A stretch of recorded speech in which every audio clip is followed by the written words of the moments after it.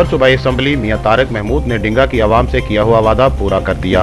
डिंगा के दोनों कॉलेजेस को पोस्ट ग्रेजुएट कराने की मंजूरी के लिए वज़ीर आला मियां शहबाज शरीफ से खसूसी तौर पर CM डायरेक्टिव करा के professor Mohammad Nawaz principal government college boys Dinga के हवाले कर दिया। तमाम मिसिंग सहूलियात की मंजूरी भी उनके हवाले कर दी गई, जबकि गवर्नमेंट कॉलेज बराए खवातीन डिंगा की अपग्रेडिंग के कागजात प्रिंसिपल मैडम मुसर्रत ज़हरा के हवाले किए गए। इस मौका पर कॉलेज प्रिंसिपल ने कॉलेज की ज़रूरियात की लिस्ट MPA मियां तारक महमूद को पेश की।